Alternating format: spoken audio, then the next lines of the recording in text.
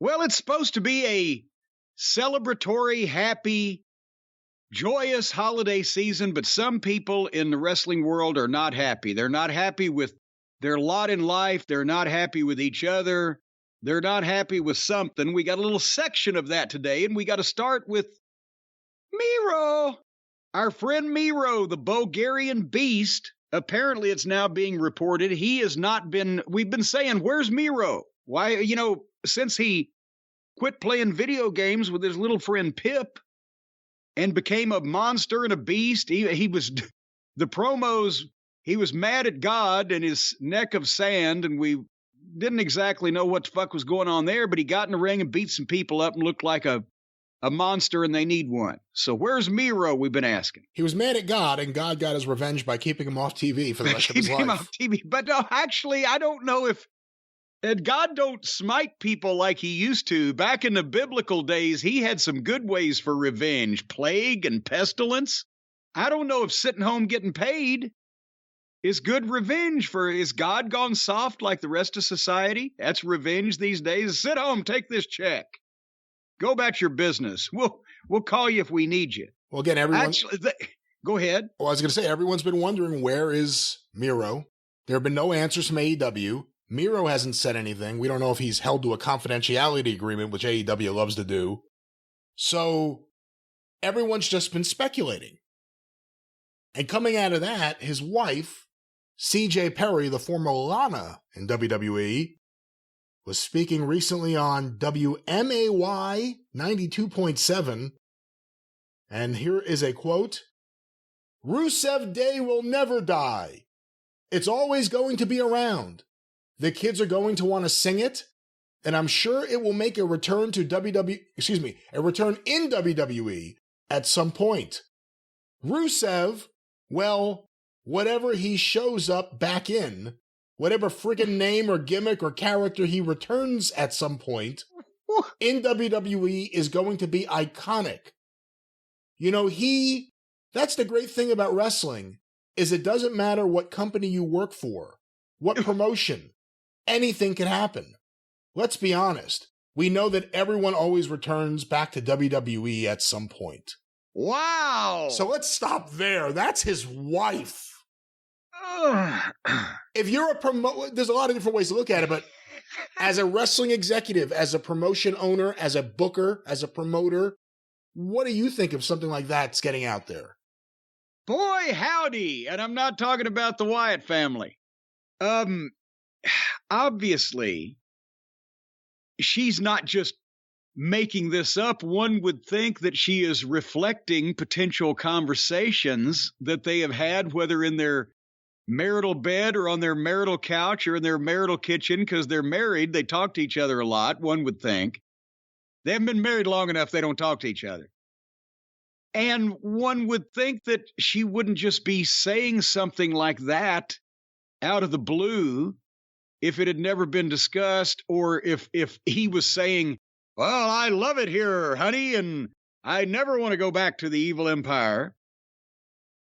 But also the idea, because, we've heard about the wrestling wives, equivalent of the stage mothers in the business, from over various eras and periods of time. But now that these comments can be, disseminated that quickly, that easily, and everybody can see them, combined with several people now have reported that Miro was planned to be at, there was a match planned for him at Full Gear, and he would have been on television before that, some period of time before that, to obviously set that up and promote it or whatever.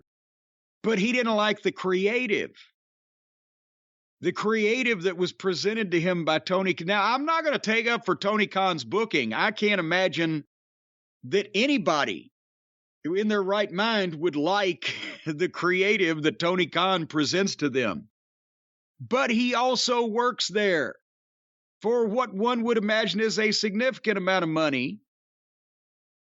And, do you want me to give the Ole Anderson or the traditional old school booker response to, I don't like that doesn't work for me, brother, unless you're Hulk Hogan? Well, then you don't work for me, brother.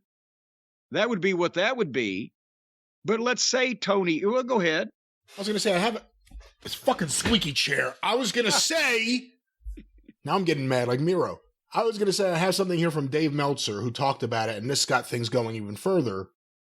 In September, Tony Khan came to Miro and had this idea, which would go to a match on the November pay-per-view, and Miro didn't want to do it. A lot of the people that come from WWE are very leery, obviously Bryan Danielson being the exception, about doing jobs. And then it becomes very difficult to book when you don't really want to do programs where you're going to lose. But anyway, that's burying the lead right there. But anyway, they went through and now November's over and now we're in a new cycle and they were going to bring him back and try to come up with ideas for him. And they very well may. Then his wife comes in and says Rusev Day is going to come back to WWE. Everybody comes back to WWE. And this is from Dave again. If I'm Tony Khan at this point, given everything that's happened, and the wife of one of the wrestlers goes and says essentially everyone goes back to WWE, it's kind of like, why waste my time pushing this guy? I've got 100 guys on the roster, it's more than that, who want to be here, and now you've got these guys who want to be in WWE. So again, this ties back into... Okay, but again, when did the booker's directions become the booker's suggestions? Is one part of it. Yes, I can understand in the old days, you don't want to do this? Well, and, you don't want to do the job, you don't have a job. But if Tony wants to be talent friendly, he's paying the fucking guy. Unless Miro somehow got a screwy deal that none of the other regular folks on television or on the roster have, he's getting a check, whether he shows up or however many times he shows up, right? So, the Bulgarian Brute, yes, he did take time off to do some kind of acting thing or whatever. But then when that's done, if I was Tony Khan, I'd say, okay, we're going to bring you back. We're going to do this and that. Oh, you don't like that? Well, let's say he wants to work with the guy. All right, then I tell you what, you're going to be at TV every week because you work here and you're going to beat somebody in 4 minutes on YouTube. And every once in a while, maybe every 4 weeks, I got a 2-hour television program on Wednesday and an hour on Friday.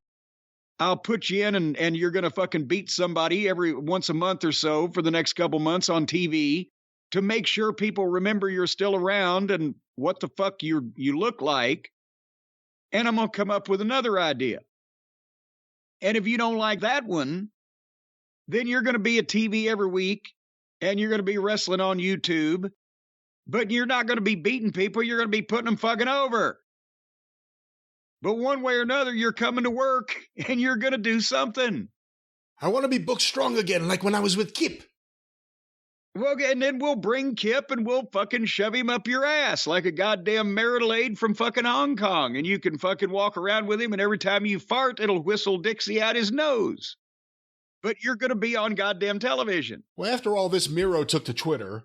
And he tweeted at Dave Meltzer, "What happened between January and June?" To which Dave responded, "Why don't you tell us?" What happened between January and June? Some people were saying it was a hamstring injury, and other people were saying he's referring to the acting gig that we were told he was doing, and it already aired months ago at this point. So I don't know, again, why don't you just come out and say what the fuck's going on? I don't have any idea. But, they started him out in one of the worst gimmicks ever. Then he was off TV for a while. Then he comes back and he looks impressive and people seem to get into him and he's being serious. And then he disappears again and now he don't like creative. And his wife says, everybody always comes back to Rick's. Play it again, Sam. They're going to play Rusev Day again. So what do you do for Tony Khan? I'd sit down with him. I'd say, look here. And here's the thing, if he was going to do a job on a pay-per-view, if creative in any way was good, or if he had any idea of how to make it better, because here's another thing. I learned this very early on from all the veterans in the business. If the booker comes to you with an idea you don't like, you better have another one to pitch to him that you do like, that he'll like better, or at least know how to make his palatable to yourself, or you ain't going to last long in the wrestling business. So if I was Tony, I'd sit down with the guy and say, okay, we wanted you to be on TV and beat some people and get some heat on a guy and go to the pay-per-view and do the job with whoever this was. And depending on who it was, I could be offended by the idea or not. If he wanted to do a job for pockets, I don't blame him for saying, fuck you. If it was for Bryan Danielson or whatever, that might be a different story. But I would sit down and say, okay, what do you want to do? And then I would see if he had an idea. If he had an idea and it was in any way palatable to me, I'd try to work it in. Maybe not after fucking Lana's comments, but with the situation that has existed so far. And if it was completely ridiculous or out of order, I'd say, well, we're going to think on it, but you're going to be on TV every week or at TV every week, available to us. You're going to wrestle on YouTube. If you keep getting your check, keep putting your boots on.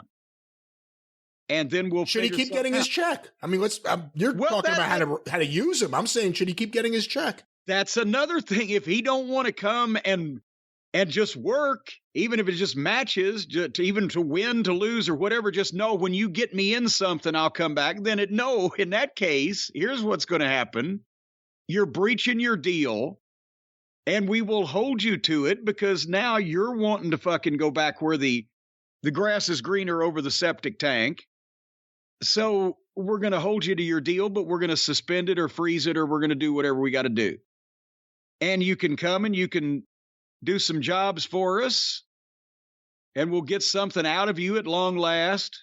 And then when your contract is up, you can do whatever you want, or you're not going to get paid at all, or something, some combination of those things. But what the fuck? I didn't like his creative. Well, welcome to the wrestling business. Figure out a way to fucking make it better and get it over, or goddamn suggest something else completely, or fucking just come to work if you want your check. What if Miro announces that he has a son in NXT, that he's adopted a wrestler, and that's now his son, and he'd like to go work with his son? Should Tony let him out of the contract? I heard they were bringing up a new Russian talent to NXT, Vladimir Chapikakov. Yeah, I think that one may have been used. That one may have been used for this generation. What's the rule in wrestling? You got to wait 3 years before you recycle angles? Yeah. I think it'll be another 3 years.